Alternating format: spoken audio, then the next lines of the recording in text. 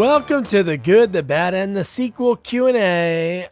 My name's Doug. So the next sequel that we're going to be covering is one of the ones that Wes Craven did so well so often in his career, where he like reinvented or flipped the script and was like made something that was like, it's getting old, brand new.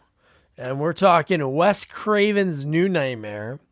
And for it, we talked to special effects makeup artist Bill Hunt. And Bill, what's so cool is we talked to Howard Berger a few weeks back, and Howard gave Bill Hunt his first job in Hollywood. So the connection, that's great. Bill growing up outside of Nashville, we talked about him being into this when he was a kid and his dad finally caving in and supporting him. Really cool story about that. Him going out to Hollywood, working on Friday the 13th. Jason Goes to Hell. So this, Bill grew up loving Fangoria Magazine. And then first film he works on, his mask he creates is on the cover. So many more stories about that. Working on New Nightmare, working on so many other projects involved with Howard Berger and K&B, and just his journey with K&B. Some really cool behind the scene moments that were really cool. How much they reached out to help him, really really cool. And then the big moment for him is him going over to New Zealand because he loved Lord of the Rings, and he ended up staying there. So the story about that's pretty wild. So much more. Bill was a blast. I'll put all the links to his website, YouTube, anything I have in the episode notes so you can check it out. And if you're new here, I'm going to stop and pause. Hey, welcome. You look great. Be sure to subscribe on YouTube, wherever you're listening on social media. Follow us, share us, like us. Anything you can do with a podcast, do it. Maybe do it twice. That's cool. But yeah, thanks so much for checking us out. We have so much fun doing this, interviewing folks and talking sequels. So truly, truly appreciate it. And this weekend, Jamie and I and one of our guest review pals, you heard his name often, Nick Sperdone, we're going to go to a drive-in, Mahoning Drive-In in Pennsylvania.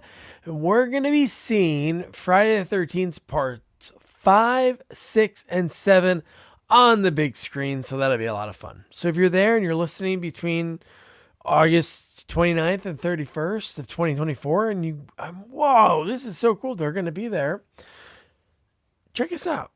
Say what's up. Follow us on Twitter at Sequels Only and let us know you're there. That'd be cool. Without further ado, here is special effects makeup artist Bill Hunt. Well, Bill, this is awesome, man. So the first thing I have to mention, because obviously you're in New Zealand right now. So how did you, that's crazy. We'll talk about your beginnings, and you grew up in Nashville, like in the heart of the city or in the suburbs? Just south. What's the area even called? Not quite Antioch, but just south of the metro main city. Okay, cool. But yeah, it was fine. it was fine. It was the makeup effects wasn't really a thing at the time, so it was sure, yeah. There weren't a whole lot of people who really got it, and especially deep in the heart of the Bible Belt, this weird little kid that just wanted to make monsters was an uphill climb, but I had some good support, so we got there. Cool. So what was the early inspirations? Like, you're growing up, like you said, right outside of Nashville. Was it a particular movie you saw, or what piqued your interest in this different kind of thing, I think you can take it back to I think Joe Dante summed it up and said, we all see the same movies when we're kids. We all see the same Disney cartoons. Just some of us are more drawn to like the nightmarish transformation in Pinocchio and these kind of darker aspects. So even from that early age, but I was a really good baby.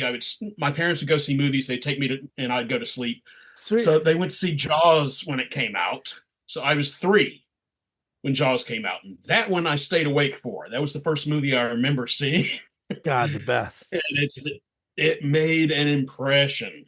to say the least. Um, and after that, I'm not sure exactly what the timeline. I know there's Frankenstein, King Kong, and Planet of the Apes. I'm encountering all these things on TV. But I know that the 77 or 76 remake of King Kong was the first movie that I actually asked to see. Cool. So there's already an attraction to Rick Baker I'm 5 years old, I think, Yeah, at that yeah, point. yeah, And like Star Wars, the whole reason I wanted to see Star Wars was because Chewie was in the trailer, and I figured it was another Planet of the Apes kind of thing. yeah, yeah, yeah. But then I would see Star Wars, and that just warped my little mind. That's I've never recovered since then. Knew from Star Wars and Empire, started watching all the behind the scenes stuff that was on TV. That I mean, it was an event when they showed these Oh making ofs yeah. on TV. But yeah, so that got me interested in doing some kind of special effects. And then it was American Werewolf in London when that came out. That's it. All right, specifically makeup effects, Yeah, and yeah, yeah. focus American Werewolf in London and Thriller. I think like the next year 100%. was I that was talked to probably like 15 special effects guys over like the last 5 years. And those are the touchstones that you mentioned, like the Planet of the Apes. yeah. Obviously Rick Baker. I interviewed this guy Tim Lawrence. He passed away like a few years ago, but he was in the Thriller music video. He worked with Rick Baker, and Rick liked the way he did. Like he's on the cover too. If you look at the VHS, he's like the blue one with the big belly, and Yeah, he yeah, was yeah. just The Tor Johnson. yeah, yeah, yep, Yeah, that one. yeah. I think So Rick was like, "Hey, Joe, what can you do? Tim, show me what you can do." And he did it on himself. He's all right, great. You could be in it. that's amazing. No, it's mushy little brains, all of us, all of this generation. So grateful to have grown up when I did. These things are if I weren't the age that I was when Star Wars hit, who knows? I mean, and so Yeah. many of us would may have taken different courses, but you know, Star Wars and King Kong and Planet of the Apes that they derailed a lot of life plans for little Yeah, ones. right. So you see American Werewolf in London. That you say that's what I want to do, like the special effects, makeup effects. So what was your Yeah. first thing from there? Was it trying to do things at home or? Yeah, well, I started sculpting and so I had sculpted from like kindergarten and drawing bloody apes and bloody sharks and all this stuff. Nice. There were many parent teacher conferences. Luckily, medicating for kids wasn't a thing at the time, so it might have been a very different course as well if I were born in a different age of medicine. Yes, yes, yes, yes. But yeah, so they didn't know what to do with me. So they said, well, he's doing something. It's creative.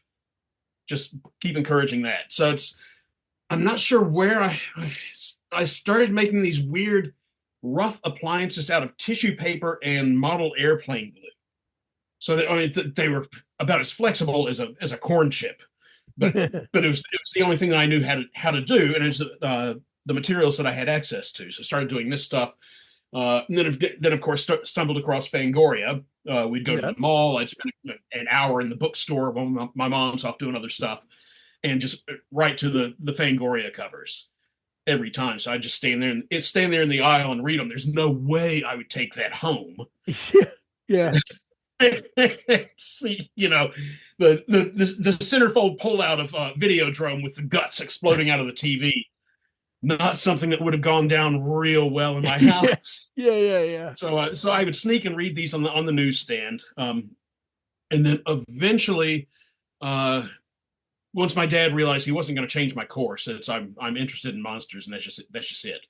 So he went out and found a local makeup artist for me. Just one night, he called me out into the dining room, came out and sat down, and there was a little bottle of latex, a little bottle of stage blood, an issue of Fangoria. That blew my mind. Wow. I imagine he probably walked in a raincoat and a hat to buy it, but he brought it home for me. And it was the Joe Dante Gremlins cover, that issue. Oh, nice. But yeah, so he hooked me up with this local TV makeup artist, Tom Parsons. There are a few people you're just gonna have to stop me when I start singing their praises because I'll go on and on and on. He's one of them. Yeah. took me under his wing, just started teaching me this stuff. And I'm 13 or 14 years old, probably at this point. Um, but he teaches me the basics of how to make a mold. So the first thing I do is sculpt a werewolf mask. Uh, my dad helps me mold it, pulled out a rubber copy of that, and we're off. And then it's latex and tissue paper and latex and cotton and a couple of good friends who were very willing subjects let me stick stuff to their face, and I'm sticking stuff to my own face all the time. And I'm sure I still have liver damage from the stuff that I've experimented with in my my bedroom when I was a kid. I'm making dentures with monomer, with actual denture material, but I'm pulling them off the molds way too early and sticking them in my mouth, and it's the chemicals are tingling and burning on my gums. It'll stop, but they look cool. So we suffer for our art, but I didn't know any better. And if I didn't do it, I would have died. So that was my option. Poison myself slowly or just die. That's cool. Your dad did that. That's awesome. What'd your old man do for a living? He was an artist, Oh, okay. pen and ink artist. For a living, he did well. Always used to tell my school teachers, "What do your parents do?" Well, my mom works in a slaughterhouse. And my dad's a stripper. So he was a four-color lithographic stripper when that was done by hand for Okay. a printing company. Yeah, He yeah. did a couple of like National Geographic covers and that kind of thing, but, Oh man. but basically by hand, where you take and strip the image down into four layers. So that's what he did for a living. But he was in Yeah, it. and then He in was his, an in his off artist, hours, so he probably at one point he said he finally was like, all right, this is your path. Monsters. But that's really cool because he was already an artist. And then for him to go out and reach out to that guy, I don't know if it was like a family friend or something, but that's awesome. That Tom Parsons, that's that's great. that's how we did stuff back in the day. Yellow Pages, Hmm. makeup artist.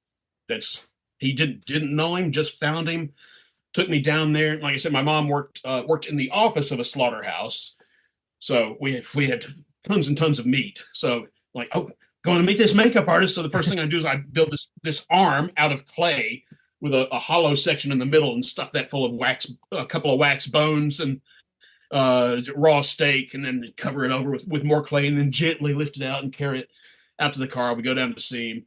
And then I whip out a knife and just slam into it and start pumping the blood, a little blood tube I had hooked up, which got clogged. So I just gave it a real good crank, which popped out whatever was clogging it up, and it just sprayed. And Tommy's just, well, that's very interesting. It shows a lot of promise. So there's an arcing rope of blood shooting across his shop. But but yeah, so from there, there was another makeup artist, another guy interested in effects in Nashville, who Tommy knew, who was a few years older than me, a guy named Rich Mayberry, who I must have been 13 or 12 even when I met him. Sorry, let me push this back. Gremlins came out in 84. Hmm. Yes, I was 13. Okay. But yeah, so Rich Mayberry I meet, and he works Saturdays filling in at the makeup shop when Tommy can't be there. And every morning my mom would run her errands, and then she would go and drop me off at the makeup shop. I'd sit and talk with Tommy and for an hour or whatever until she came to pick me back. One day she drops me off. I walk in and Tommy's not there, but Rich is there. Just behind the counter, I just see this head. And he stands up and he's 6.5 feet tall. He's like Sasquatch. He's looked like every makeup artist back in the day. He looked like Sasquatch. But we hit it off immediately, and he was very patient with this weird little enthusiastic little kid. He was 7 years older than I was, so that's a pretty big age gap. But Yeah. he always made time for me. He answered my questions. Um, yeah, and then a few years later, ended up doing haunted house, making masks for haunted houses with him, and that kind of thing. And then eventually, after I moved to LA, then he moved to LA and crashed with me for a while. And then I left LA and came to New Zealand, and then he came down here. So I Look at eventually that. ended up doing an orc makeup on my big brother and mentor for Lord of the Rings, which, just to seal the deal, ended up on the cover of Fango. What? Ta-da! Talking about full circle. That's That's my magic trick. yeah, So, right. How'd you go out to but LA? Did you know somebody or did you just say, all right, I got a couple $100, $1,000, I'm gonna head out? I started again pre-internet.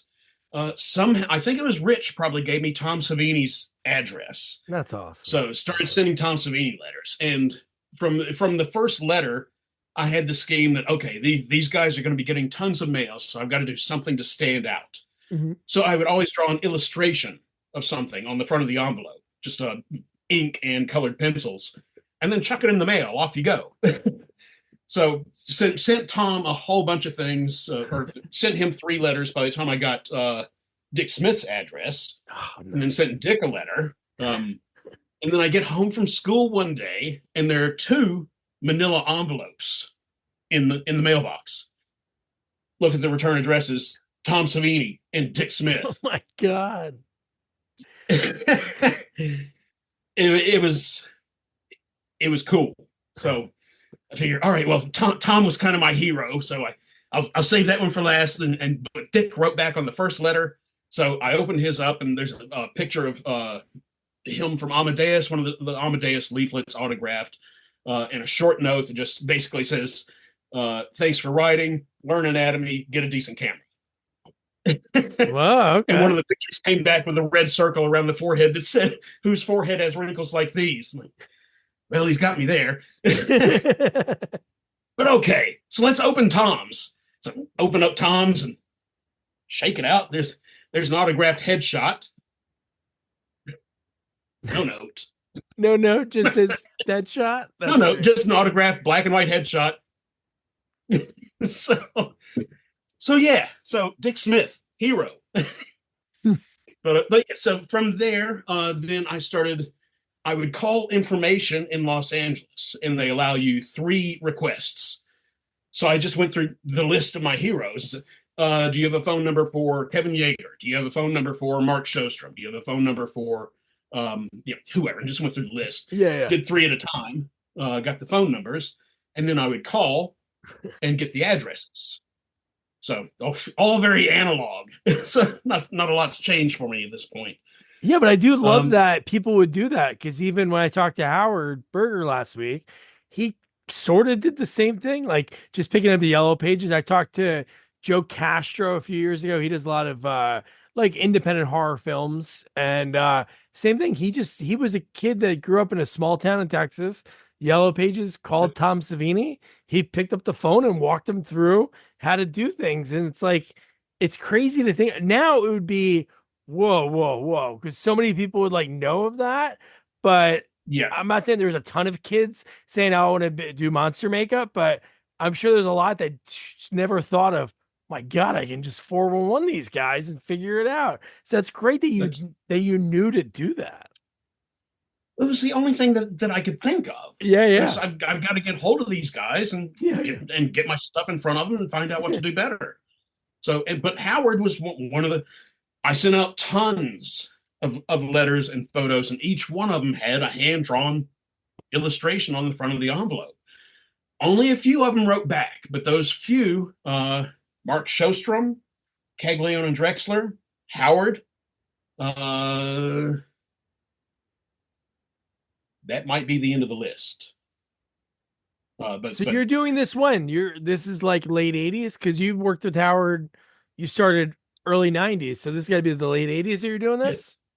yeah. So this is 85 to 87 that I'm doing this. Well, up to 89 because I graduated high school in 89. So I'm doing this all through high school, and it's expensive too. Yeah, It's yeah, yeah.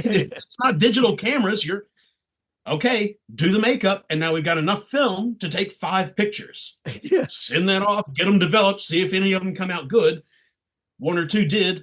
Send those off for reprints. Get 10 copies of reprints. Put them in 10 different envelopes and send them out. So it's it wasn't the age of Facebook. But it's Then where better you just because there's more of a process because nowadays it's like you take the picture with your phone, you're done. There's no like waiting. Like my daughter and my son, they're 5 and 2. It's like patience. Like they in the car in 5 minutes are like, all right, I'm bored. It's like, whoa, whoa, whoa. We used to look out the window for like hours and just like think of stuff. So yeah. Yeah. Yeah. No, it's patience and consideration Hmm. as well. So you really thought about what you were doing. And I think this translates to digital effects and design and all that as well in the modern day. But just when you did stuff analog, decisions had consequences. Hmm. So you think that you really consider what you want to do and then do it instead of, all right, well, try it, then you can undo it. Try it, you can undo it. See what I'm saying? Sorry, I'm Yeah. digressing already, No, no. but yeah, it was just a different way of thinking. And at this point, I've gotten so many just blind friend requests from people that don't even say hi, let alone introduce themselves. Oh yeah, I Just know. so it's just such a different. I'm so grateful again to have grown up when I did because it taught me so much. And I'm just lucky to be born at that time because it was Yeah. really that 80s, that late 80s period was the rock star period. Kind of felt like the party was starting to be kind of over by the time I got to LA. Yeah, But we'll yeah. get there. But yeah, so writing these guys, and then the weekend of horrors. I start planning to go to my first weekend of horrors, the Fangoria convention. Oh, sweet. Um, so yeah, I fly out there, 1990. So I'm 18 when I fly out.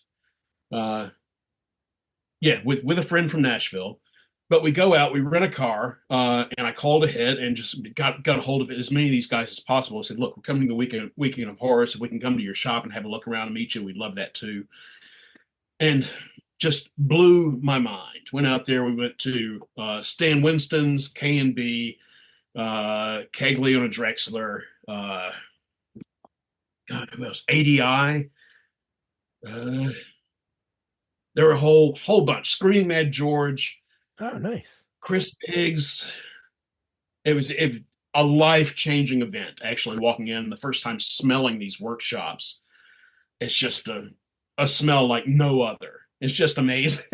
But yeah, so around that. Oh yeah, and also as again, always thinking about the marketing, like the envelopes. I was working at a promotional products company when it went to the Weekend of Horrors the first time. So I had a bunch of T-shirts printed up with my logo and Oh, name on the front of it. nice. I figured they're better than business cards. If Yeah. nothing else, they'll get chucked into the rag bin. But somebody will pull that out and remember, oh yeah, and whatever they think of me, who cares? But Yeah, yeah, oh yeah, that guy.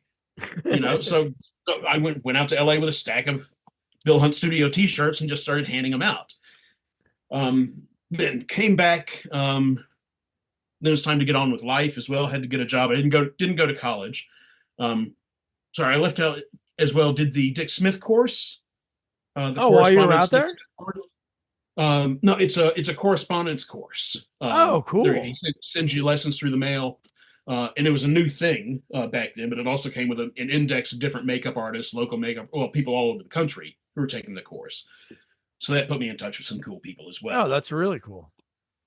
Yeah, so it's a course that you can do the lessons and then submit something at the end of it and get a certificate of makeup artistry or whatever, or you can just collect it and use it as an encyclopedia. So that's Yeah, what I did. yeah. Um, and then, but since I didn't go to college, I needed to get on with life and got a job and an apartment and all that stuff.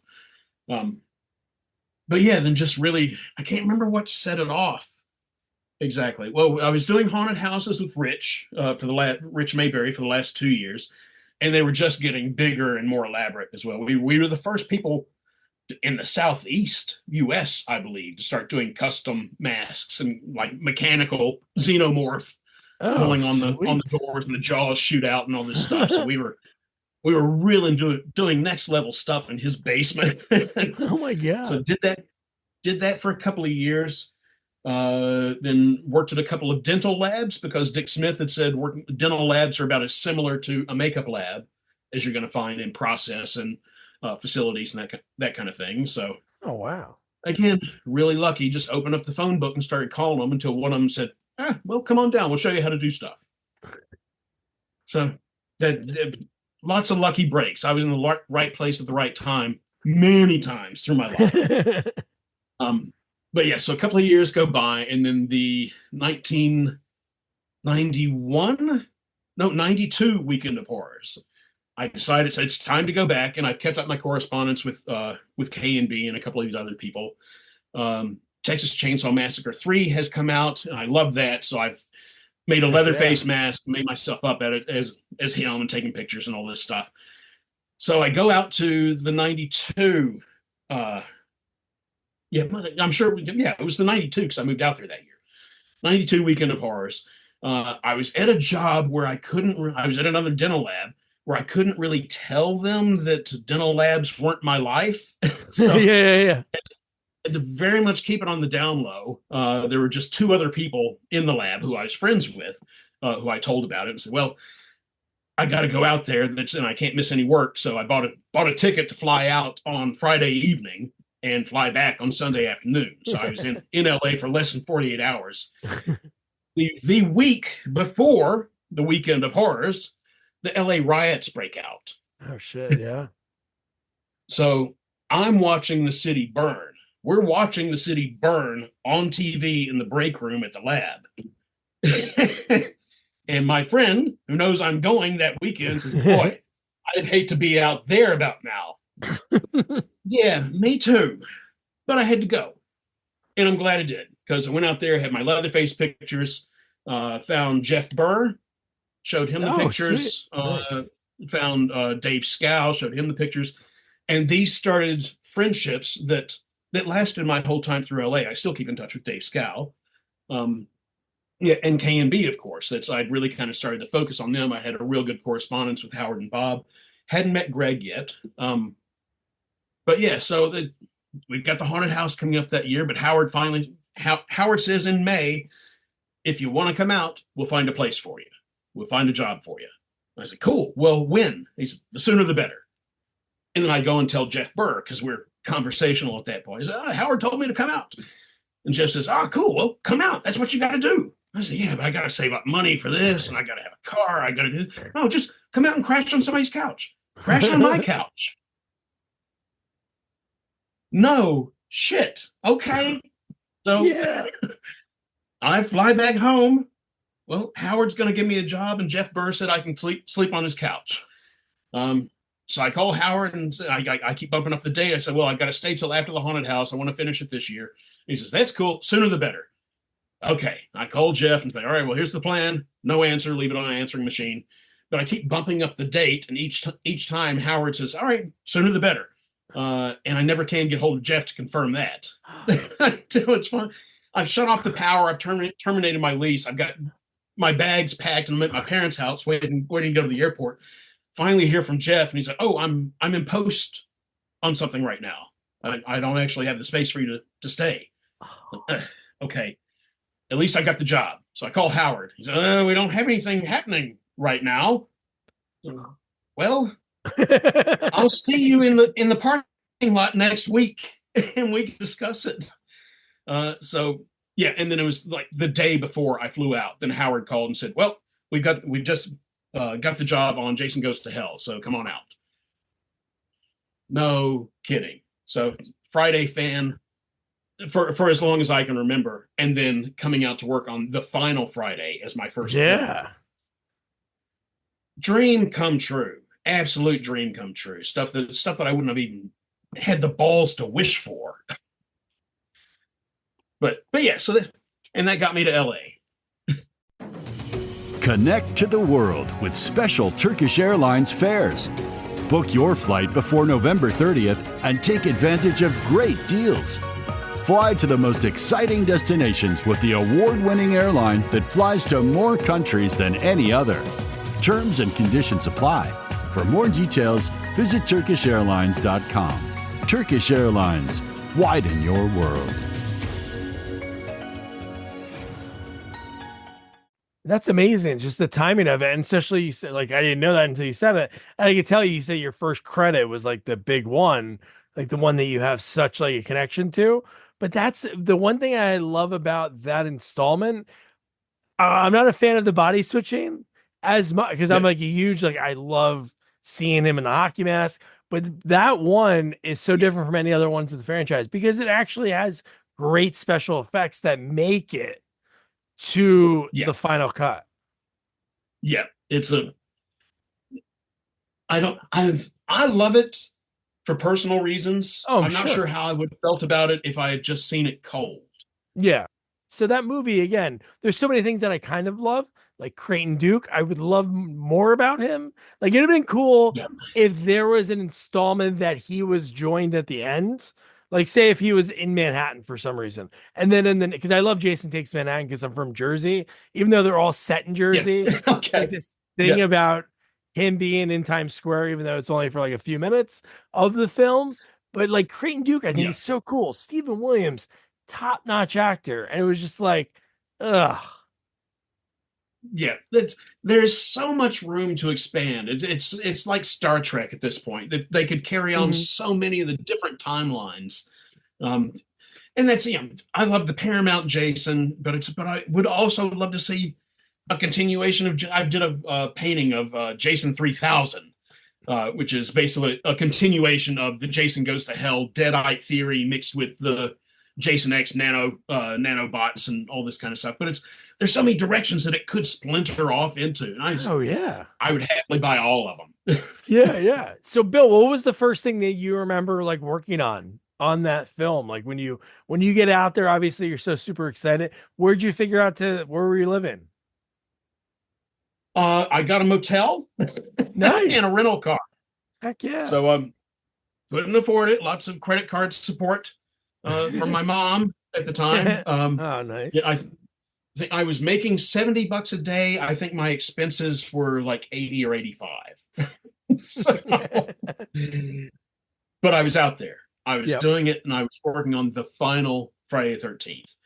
And they had actually been working on it. I guess they went on hiatus and then got started again when Howard called me. So a lot of the stuff was already done. So I'm doing a lot of mold stuff. I pour up a lot of hockey masks. Um, yeah, but the first sculpting job that I had, and it came pretty quickly, was Howard asked me to sculpt the little black hellworm, the maggot Oh. thing that comes out of his mouth. So it basically looked like a butt plug, but it's a butt plug with Iron Maiden Eddie face on it. So, but that was my first sculpture, and then we were doing masks, and Bob and Brian Ray had done a whole bunch of masks before I even got there. So I'm pouring up some stunt masks, and then at the last minute they decide, oh, after the explosion there should be some kind of other damage to his mask after the opening explosion. Yeah. So I did that basically. Bob came over with a Sharpie and said, just do it like this, and drew a little lightning kind of shape out of the side of the face. So, but I carved it and made up a few of those unknowingly that was the mask that was going to be seen for 95% of the time that Jason was on screen for the movie. That's awesome. So that was on the cover of Fango, and specifically my mask. My God, where do you even start? I know. You know, That's crazy. but yeah. So at that point, I had moved out there. I'm staying in this hotel a block away. I hadn't met Greg. Greg was off on location on Dr. Giggles. Then when he comes back, his roommates had left, so he needed somebody to stay in his house because he was turning around and going on vacation again. So he basically said, "Well, I'll charge you half of what you're paying at the motel if you want to house sit." So I went and stayed at Greg's house. Bob took me under his wing and said, "Hey, get rid of your car. I'll take you wherever you need to go." Him and his wife were just absolute angels. They adopted me. It was amazing. Yeah, Bob and Ann and Brian Ray and John Bisson. That this little group, and we would hang out. We went to movies. It was just magical. It really was. And then living at Greg's, and then Greg comes back and sees I haven't trashed the place. Says, "Oh, well, you want to stay?" So ended up living my first half a year with Greg Nicotero. And just Squid Kid, already the collection that he had assembled, these leftover prop heads from Day of the Dead, cast of Raoul from Creep Show, and all this stuff. I'm looking at this is amazing. So yeah, it was quite the introduction. Really. Yeah. Howard told me that Greg's a keeper. He likes to keep a lot of the things he works on. Howard's not like really a keeper. He doesn't have a lot. Yeah, it's I've got only what I've been able to make since we've been in this house, because it's you move across the country, most of your possessions go. 100%. You move to the other side of the world, the rest of them go. So yeah. Always these big leaps of faith. I was always a little envious of the people who were born and raised in California, because they were home. It's a lot easier to do that from home. Whereas I'm out there by myself. It's a 4-hour flight back to Nashville. You know, it was a little scary some of the times, but just being willing to take those leaps, it's just made dreams come true. You know? Yeah. And I think it's fight or flight, because maybe if you lived 30 minutes away or an hour away, like car drive, and you're like, it's not working out. You can get in that car and go home. But like, really, it's like, oh my God, it's 30 minutes to the airport. Then I got to go to a plane. I have to go back home. And then, so it's like, sometimes you're like, I moved to Oregon because I'm born and raised in New Jersey, but we stayed in state for like school. And so we're like, man, let's go out to somewhere random. So we went to Portland, Oregon for like 4 years. I remember when we came back to raise a family, but I never wanted to come back because I just didn't want anybody, not like anybody even thought like, hey, Doug's back, you didn't make it out there or something like that. But I felt that, and I just never wanted to come back. And that's when we moved back to New Jersey. I'm like 30 minutes from my hometown. So you work on Jason Goes to Hell, and then like you're in the thick of it from there, because right after that you're still working with K&B. You're obviously you worked for them for a long time, but Pumpkinhead 2, I'm sure, was pretty much right after that, right? It was very soon after. It was meant to be. They were developing it with Tony Randall, who directed Hellraiser 2. So they had the suit made. It was all ready to go, and then the money fell through, or Tony Randall left, or something. So Jeff Burr, always the reliable standby. That's the number of times he's been called in to direct a movie at the last minute. Yeah. He's got an art for that. I interviewed Ari Mihailov, and he knew Jeff from way before, like they worked with each other on Texas Chainsaw Massacre 3. So yeah, that's awesome. Yeah, but it was finally my chance to work with Jeff. Yeah. And that was still, so by that time the suit is probably half a year or a year old. So it's been hanging around and kind of rotting for a while by the time we get there. So there was a lot of maintenance.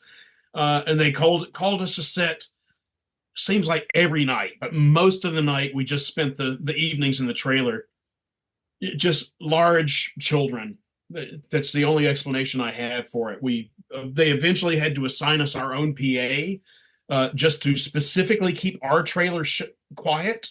Because we're there, we're bored all night, and we find ways to amuse ourselves. And Mark McCracken, who was in the suit, it was the first time working with him as well, and he's one of the funniest people I've ever met.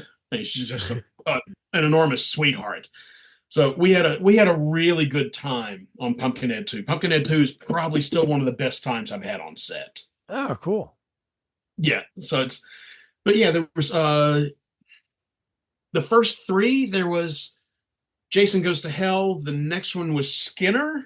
I see that on Ted Raimi and Tracy Lords, which was cool. And only found out later that the director was partnered with Heidi Fleiss, the Hollywood madam who was running prostitutes on set and all this. I'm like, really? Wow. Where were my hookers? Yeah, where were they? I need a better contract the next time. Yeah. So, and then from there on to Cyborg 2, which was, God, I can't even remember who directed that. But got to meet Elias Koteas. That was one of his early roles. Oh, nice. Billy Drago, who I character He's actor great. from. Yeah, that's I loved him since I saw Windwalker when I was really young. I don't know Yeah. if you do you know the film Windwalker? I don't know Windwalker, but he's one of those guys that is in those B movies that you'd watch that would be on Yeah, like Monster Vision kind of stuff. Yeah, he's always in those yeah. different The type of movies. Untouchables. Yeah. Uh, Oh yeah. Yep. And then he'll yeah, show up in something big. yeah, and it's so he's Cyborg 2 was not one of the big things, but it was just it was so cool to meet him. We were shooting on a battleship and shooting nights, so most of the night I just spent walking around exploring this battleship in the dark. You That's know, awesome. again, always called to set and just spend most of the time waiting. Is Yeah. I started to learn very quickly. But yeah, and Jack Palance as well. Met Jack Palance. Oh, wow. That's cool. Yeah, wouldn't trade that for anything. Um, but yeah, so and then from there it was Pumpkinhead 2, In the Mouth of There's Madness. in the mouth of in the mouth of madness with K and B, and then right in '94 as well. Again, I don't know if you were a Freddy guy too. I'm sure you were, but then you worked on New Nightmare. Yep, there was got to sculpt the Freddy tongues, the long tongues, the long extended Yeah, tongues, and also the little forked tongue for that one, and painted a bunch of rubber eels. cool. So that was. Oh, But the it was eels when they looked at it was like in the no. These were the ones when they're in hell or in the dream hell world, Mhm. whatever it is, and they kick over. There's like a big flower pot or an urn full of water or something, and it spills, and there are eels that spill out of it. So Cool. yeah, just painted those. I was on set with Howard a couple of nights. Didn't get to meet Robert England, unfortunately, um, but was on set with Howard the night that Heather's husband gets killed in the truck. That's a Uh, rad scene. I just rewatched it again because we were going to talk. And wow, that is such a rad. It's so cool. You worked on two of the like Mount Rushmore of like slashers, and like it's so crazy how they're totally like, hey, we're going to try something different. But yeah, like the way Wes thinks, and the way obviously if you're like not too far after you're working on Scream, and like talking about a thing, you'd be like, no, this can't work, and it's like this is really cool. And the way he like yeah, wove in real things like Heather having a stalker, yeah. uh, In the the earthquake, TV, the earthquake, like they were doing pickup shots because it was happening, yeah, because it was which is that all that crazy. happened just after we were done shooting. So they worked Yeah, it in. The footage they got was just amazing. yeah. But yeah, it did not work on paper, so I was very surprised when we saw the Oh, film. how great it Well, is. who knew it? He is a genius, and that was Mhm. my first time working with him. Worked with him a couple of times after Scream and TV series called Laurel Canyon. But Wes, just jeez, what an amazing, lovely, intelligent, humble dude. He was just incredible, and remembered my name from one project to the next. That really meant something to me as That's well. important. Yeah. Worked with him on New Nightmare. The next time I saw him on Laurel Canyon, he remembered my name. That's pretty cool. Yeah. Um, And he but had to yes, be in the movie. You got Bob Shea in the movie, Lynn's in the movie. And then oh yeah, and another woman that was on working with all the nightmares. She even had a little part in the movie. She was like, "Oh, hi Heather, thanks. Bob wants to see you." And it's like so cool that they made this whole like meta. And I think it just maybe because that worked, then he was like, "Oh, this Scream movie is gonna be so meta." But I'm sure he didn't know what was going to happen from that. So like when you work on like Scream, for instance, like uh what were some of the things that you worked on in that movie? I was I was basically babysitting on set for that one.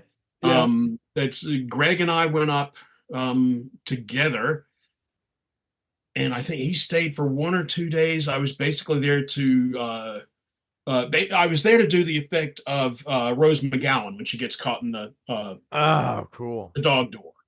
So it's the Rose McGowan puppet, and I was there to pump blood and all this stuff. Ended up never shooting it the whole time I was there. Did do the slit throat on Earl Brown. the cameraman in Oh the van, yeah. Uh-huh. which I'm not sure they may have redone that. So I'm not sure if that's mine that's on screen 100%. But I did apply it and did it, and we shot it. Um, uh, so yeah, I think, and that was mostly it. But we were shooting nights and not doing anything. So I would basically just sleep in the trailer. If they needed me, they'd come and knock. So then I had my days free, and it was just north of San Francisco. So it's the first time I've been up to that area of California. So I went out and drove around and explored a little bit during the days, and then went to set and slept at night. That's nice. What would you say is your first project that you worked on that you felt like, because obviously you're working on all these things, doing things here and there, like the Jason mask that you worked on, that's 95% of the film is on the Yeah. cover of Fango. But like, when was the first time you were like, holy shit, like I got to do something that maybe to other people wasn't as important, but like for you, like what was something that you felt was like, this is my work that I was able to finally do? It's all of it, All of it? especially the Friday stuff. Mhm. There was the Wild Boy corpse, the mummified corpse in Pumpkinhead 2. Sculpted that. I sculpted that with Brian Ray. And just any sculpting job that I Yeah. got, I just really treasured it. The Crow 2, Howard basically gave that one to me. I pretty much just did that for them under K&B's roof, and I was just Oh wow. a massive fan of the original. So when it came in, he said, "All right, well, you can do this," because they had tons of other stuff they were doing at the same time. Um, uh, Dusk Till Dawn, though. Dusk was a big one. I had a lot to do with that. Nice. Not sure how much you know about the story, but just in a nutshell, originally it was Bob Kurtzman's story. The deal, as I understand it, was that Bob and K&B would do ear cut, ear slice effect for Reservoir Dogs in exchange for Quentin writing a script based on Bob's story. And then this was going to be Bob's directorial debut. So when I got there, it was already in motion. They had just done Reservoir Dogs. So he's shopping it around and developing Dusk Till Dawn. But he, bless his heart, he always had more confidence in me than I did. But he let me storyboard, let me do production art. So I really felt invested in that one, Yeah, personally that's invested big. in it. And then I ended up, I went off to work for Andy Clement for a little while, which was Andy Clement and Rick Lazzarini, and both of them just lovely sweethearts. But Andy Clement then years later takes over the Dick Smith course. So he's currently running the Dick Smith course since Dick passed. Oh, Uh, wow, that's cool. I learned tons of stuff from Andy, but while I was at Andy's, then the call came through. Bob had tried to shop around Dusk Till Dawn, then it finally just didn't happen, so he sold the rights back. And then they bring on Robert Rodriguez, and then it's all a go. So Yeah. as soon as that goes, then K&B goes into full gear, making dust stuff. So I came back and joined them for that because I just could not be involved in Dusk. Yeah, yeah. Uh, Yeah. but yeah, so Dusk is very dear to me. There are a handful of them. I've worked on some that I'll just refer to as they were really fun to work on. But there are a Yeah. handful of classics that I was just lucky to be involved with. I don't pick these projects. I take the work that's available to me. But Jason Goes to Hell, Dusk Till Dawn, 30 Days of Night, two of my favorite Oh, vampire I I got to love work on. 30 Days Tonight. Yeah. It's right place, right time. And somebody down there likes me. Somebody down there likes me. I like that. That's all I can think. So how did it come to, because obviously you're in New Zealand now. Yeah. So was it late 90s? How did you get connected to work on Lord of the Rings? Is that what brought you over, or were you there for Yeah. something else? That's what brought me over. Yeah. When Weta got the job to start developing Lord of the Rings, so we had done the debut episodes of Hercules and Xena at K&B. Oh, And then okay. after those, then Weta took over doing the day-to-day, the series work for it. When they got the job for Lord of the Rings, then they had an exclusivity contract, so they had to give up Hercules and Xena. So that went back to K&B. So the first stuff that we did, the location gig, they flew me and Melanie Tooker down here, and Mark Finiello was with us as well. All these names, man. Thank you. This is helping me remember stuff. Good. No, I love it. But we came down here to Auckland, and my friend Gino Acevedo, who I met on In the Mouth of Madness, he had already come down, and he was doing a trial stint at Weta, painting stuff up. Peter Jackson had specifically asked for Gino. So he's down here doing that stuff. I come to Auckland. They're in Wellington. It's an hour flight. They're basically opposite ends of the North Island. So Auckland's at the top, Wellington's at the bottom of the North Island in the middle of the country. Yeah. So on the weekend, I fly myself down just because I'm a Lord of the Rings fan. Oh, you were already? Nice. Yeah, I can't see it probably under Jason's elbow, but there's if you remember the animated made-for-TV Hobbit movie. No, I do remember that. No, I remember that from a kid. It was like late 70s, right? So that was like I think it was 77, I think. Okay, yeah. So it's like right in your touchstone moment. That's like 5 or 6 years old, you know? My brain is still tingling from Star Wars when this comes on TV. So it's just receptive, just little receptors, little gaping mouths. But so that really shaped my destiny as well. And Conan the Barbarian, I forgot to throw that one in there, but that's I think Conan the Barbarian, Raiders of the Lost Ark, Texas Chainsaw Massacre. I think those are my 3 favorite films ever. But Conan certainly shaped the whole sword and sorcery love. But yeah, so cut to I'm in Auckland working on Hercules and Xena. I figure, well, they're working on Lord of the Rings. The project may go, it may not go. But at the end of the day, if I just fly myself down, then I can do something. And I can at least say that I had a hand in Lord of the Rings when they were developing it. So do that. I fly down, and there's Richard Taylor, Gino Acevedo, and Alan Lee, the English artist and Lord of the Rings designer as well. But yeah, we just spent the whole weekend driving around and looking at Wellington and eating and getting really familiarized with the place. I fell in love with the city immediately.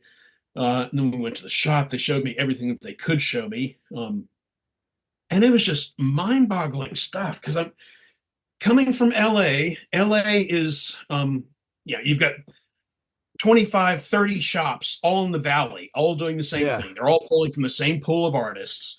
So there's a real kind of incestuous thing about the look of LA makeup effects. And then I come down here and it's just completely removed. And these guys are approaching the design from just an alien point of view to me. And it's refreshing and mind-boggling. And it's like, Jesus. All right, well, so I sit down, I sculpt a couple of Gollum maquettes just to say that I did something. And then we shake hands at the end of it. Richard said, "Oh, that's great. Nice to meet you. If it goes, we'll give you a call." I'm like, nice to meet you too. Okay, I know how this goes. Yeah. And then I go back to LA, work for a little while, and then just bizarre set of circumstances, chain of events. It seems like all is lost, basically. And then I get the call from Richard Taylor. He said, "Well, we don't sign the papers until tomorrow, but if you're interested in a 2-year gig, we'll bring you down." Wow. Like, I was packing before I hung up the phone. You're packing to go back to Nashville, I was packing to move to New Zealand before I hung up the phone with him. Yeah. But yeah, so once again, I just consolidated my life down into 4 crates, 4 little foot tote crates, put them on a plane and flew over. Now I live in New Zealand. So yeah, all my collectibles and I am a pack rat and I've collected stuff all my life, but like I said, moving from Nashville to LA, most of it went then, and then moving from LA to here, the rest of it went. But were you able to keep anything from like your early films? Did you keep any photos or anything from I set? barely had any photos to speak Yeah. of. Again, because it was all film and cameras then, Yeah. so it wasn't just snapping pictures on your phone as you work.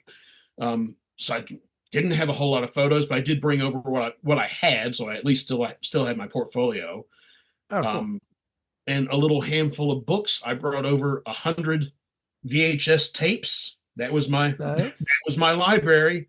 And of the 4 crates that I brought over, 1 crate was movies. Yeah, yeah, yeah. Gives you an example of my priorities in life. The importance. I know, I hear you. No. And then that But was it. And then you're there for so long. So you get there. The movie came out in 2001 because that was like, those were the movies that were super, because it was cool because they were coming out. Oh, this is the time of year, a new one's coming out, like right yeah, around it was almost right around the holidays. I'm pretty they were Christmas releases or just yeah, yeah, before yeah. 18th to So that was like 20th my of high school December. years, freshman, sophomore, and junior year. I remember it was like this big thing where we go see like the first showing. So you're out there for all those movies. So that's what's crazy about it. So you started working on that, or they started working on that probably what, when you saw that stuff, the Gollum They were mask, like working when you were on it. visiting, like a year or two before. Yeah, they were working on it, I think, from the end of 97. And then I moved. I moved here to stay on November 1st, 98. So I missed the opening night of the Kiss Psycho Circus show in LA to move here. The show was on Halloween night. That'd Almost. be That was a hard wild. decision. But That, if I had the that money, might I have probably been, would have but yeah. gone. Two But years of work or Gene Simmons. I think I gotta go 2 years of work. Tough. it's not an easy call. I know. But yeah, so I came over and the 2 years went by in a flash. That's the idea was we'd spend a year building the stuff, and then the second year would be on set filming it. Um, and that's basically how it worked. That's we started shooting, I think September of '99. Yeah, and went right up to the Christmas break. But then at the Christmas break, they had like a 15 or 20 minute reel, just a rough cut reel of the stuff that we had shot, put together. Temporary soundtrack, like Braveheart soundtrack. But in particular, they had some of the Moria Orc stuff, and they had the death of Gandalf. So even in the rough cut, that's all everybody piling out the other side of Moria, just in slow motion and tears. Jesus, it's just okay. We're doing the right thing, and that was the mentality behind it as well. It was so refreshing to jump into this because the entire world had told them you can't do this. There's no way you can adapt this, especially not in New Zealand. So everybody on the crew, from Pete all the way down, we were all like, we can do this. We are going to do this. And just greater than the sum of our parts.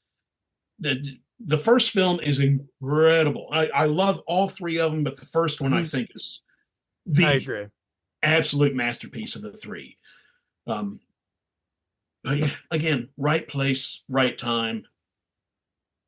Lucky, pretty lucky dude. So after the 2 years, what, like, when you're working on, because they filmed a lot of the stuff together. Like Peter probably already got the okay that hey, you're gonna get 3 films, because just to be able to do all that within a year, there must have been so much stuff done prior to even that first one being released. Yeah, because we're shooting Mount Doom stuff, so there's Mount Stuff Doom in the prologue of Fellowship and Mount Doom stuff at the end of Return of the King. So Yeah. while we're on the volcano, we're shooting all of it. But I would say during that first leg of filming, we probably did 60 to 70% of the shooting. And then the first one comes out, goes through the roof, and then it's just blank checks for reshoots. Yeah. So there were extensive reshoots. The reshoots for each film were longer than most of the other films I had worked on entirely. So stayed on through that. And again, I was just happy for the change of scenery. When I came to New Zealand, the first time I came to Wellington, it just knocked me back that it was just clean and safe and friendly. And after almost 10 years in LA, it was unbelievable. So I never planned on going back. Oh, so you already had that in your mind, like, oh, I'm staying. Yeah, Oh, okay.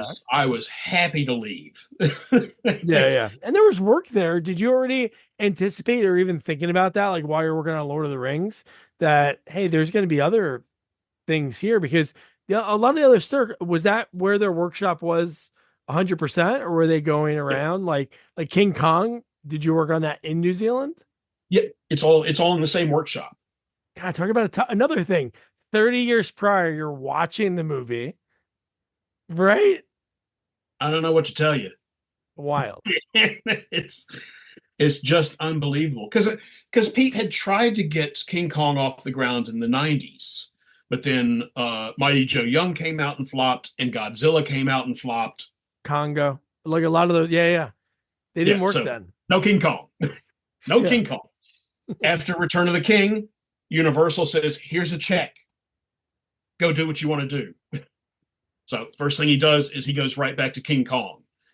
When they broke that news to us, they I don't know what to tell you. Mhm. These things keep happening to me. And I find out I'm working on Friday the 13th. I find out I'm working on Lord of the Rings. And I find out I'm working on King Kong. And then I'm made sculpting supervisor on King Kong. So we're sculpting dinosaurs and Kong faces. So it was amazing. That's cool. I wish Peter Jackson used the money to make his Freddy's Dead script. Have you ever heard about his Freddy's Dead Yeah, script? yeah. Well, there's still God, time. I want to read it. It's got to be. It's one of those like it's just you can't find it. I don't think it's Is it not anywhere. online anywhere? I haven't found. They've in the documentary Never Sleep Again. Like I love that. I watched a Friday the 13th documentary today because we were going to talk, and I'm an accountant, so I'm like I can just listen to it because there's so many great stories from each of the people that worked on it. But no, Yeah. his script I think is the coolest one ever. Like that would have been perfect for then, but that should be the next one that the kids are like, hey, there was this guy Freddie that but Freddy has no power. So these kids are basically taking sleeping pills to go to fall asleep to go like fuck with him. And then what happens is I think he has the strength to kill maybe one girl or something. So I think they kind of stole that idea and in a way Freddy and versus used that in Jason. Freddy. Yes. Yeah. So Yeah. Okay. instead of like him accidentally killing someone, he used Jason to do it. Yeah, but I just love the idea of that. Like these kids being just kids, bored, checking out like, hey, the boogeyman, let's go mess with him, and then something happens and he'd be able to come back. But I just always thought it was wild, like Peter Jackson. Not saying he can't love horror or because he obviously has that background, but to write a script for that and it almost make it to getting made. Yeah. Dude, I wrote a treatment for the Elm Street remake just after I heard Ooh, about Dawn of the Dead. I heard about the Chainsaw remake, and then I heard about Dawn of the Dead. Um, this is just hearing that they're being done. That's yeah, Dawn of the yeah. Dead remake from the writer of Scooby Doo and Texas Chainsaw Massacre from Michael Bay. My hopes were not high on Yeah, hearing the yeah. news. I But at know. that point, I thought, well, they're going to remake everything, and the 20-year anniversary for Nightmare on Elm Street is coming up soon. So I wrote a treatment for it then. I think I showed it to one or two people. Of course, nothing happened. Was it But a it was a continuation? Or no, were you it writing was a a remake? remake. It was a reboot, Okay. changed stuff around, um, different characters, slightly different setting. Always Freddy, Yeah, but yeah, just a loose kind of rejigging of the details. yeah. But yeah, they're going to remake everything. But then I had to eat my words when I saw the Dawn and Chainsaw remakes. So I was quite Yeah, yeah. pleased with those. No, totally. But yeah, no, you think Michael Bay, you think explosions, you think these different kind of things, but he actually did. I like the Friday the 13th, 2009. The reason I really liked it is because he gave me an opportunity. Because in Jersey, they don't have a lot of second run movie theaters. Like when I lived in Portland, on like a Tuesday night, I could call you, be like, hey, Bill, you want to go see Friday the 13th in 3D, we'll go, hey, we're gonna watch it because they have those random movie houses that show those. But in Jersey, we don't have that anywhere. There's like one place in PA, a drive-in that's doing like at the end of the of August, which I'm gonna go see like 5, 6, and 7 back to back. But like you just don't have that opportunity. So it's like when I saw 2009 on Valentine's Day in the movie theater, it was amazing. My ex didn't like it, but I loved it. I didn't need to. Oh yeah, dude. That wasn't the point. The opening sequence of that movie, you're thinking like, oh, I know that guy. I know that guy. Oh, that guy's been in stuff. And you're like, oh, this is gonna be the characters of the movie. Nope, not at all. That opening sequence, if they had just ended the film with the opening credits, at 20 minutes is a perfect Friday the 13th. Oh, I know. Yeah, no, great callbacks to the other ones, like the homages, even like not to go back to New Nightmare. New Nightmare, when you watch it over and over and over again, and you pay attention to different aspects of it, you're like, oh, look at that line. That line's from the first one. That line's from. It's like these cool little things that they do in that movie. So we're at, this has been so much fun, Bill. So we have 10 minutes. I always love to find out about, what were some other. Obviously, your journey is amazing. You got to work on things you love. Like no matter what, you're doing what you love, but it's almost like you're double dipping because you're getting the opportunity to work on King Kong, which is a seminal movie. Grew up Lord reading The Hobbit. So there's all these cool things, and like obviously like Freddie and Jason. But was there anything else? Obviously, this is like a crazy dream as a kid in Nashville to think of going out to LA. But like, was there anything else you were like, hey, this thing doesn't work out? Like maybe if your dad didn't reach out to that guy, like, do you have any idea what you would have no backup plan? No backup plan. No backup plan, no safety net. Nothing. You can walk the tightrope if you don't have the security of a safety net underneath you. 100%. Totally agree with that. So, and if I can just chuck it in quickly as well, I managed to get Texas Chainsaw Massacre on my resume as well. Oh, really? Which one did you work on? That's what, like, IMDb doesn't have everything. I probably should have looked at the list on your website, and which is unlitvistas.com, yes. Right? Yep. And Bill Hunt Studio. We have the website it needs help. All right. Well, no, I'll put all the links in the notes. So which Texas did you get a chance to work on? The remake, which I found out when I went to see it. Wow. Okay. I worked on the remake while I was here working on Lord of the Rings. If you remember a movie called Very Bad Things. Yes, I remember that. From the late 90s. Yep. Seen it? Yes. Okay, spoilers for anybody who hasn't. But the final scene when Jon Favreau rolls out and he's got his legs amputated. Those knee stumps. I sculpted those knee stumps. Now I go to see Texas Chainsaw Massacre just completely cold. As a fan, I just want to see what they've done with the movie. Oh, this is pretty good. It's not bad. It's not bad. And then Uncle Monty rolls out and they push in on those knee stumps. And I go, motherfucker. You knew right away? Yeah, they're very distinctive sculptures. So it's and K&B just has a vault of molds. So they can pull a mold for basically any occasion. But yeah, so I saw that and recognized them immediately and went, well, I've worked on Texas Chainsaw Massacre. I worked on Texas too. Yeah. I'll add that to the resume. That's amazing. You see a movie and you're like, oh my God, that's mine. Lucky dude. I'm a real lucky dude. So it's been a real dream. I've lived dreams that I wouldn't have even fantasized about achieving.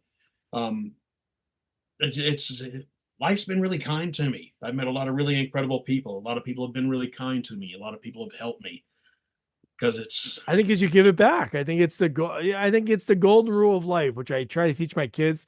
I remember my golf coach taught me, and it's like the simplest thing, but it's like, treat others how you want to be treated. And like you were always kind to people and it came back. One thing I have to ask is so while you're over there, you're thinking, man, I'm working on these things, Lord of the Rings, Dreams, all these other projects come up, and then you run into your wife and she's in the industry.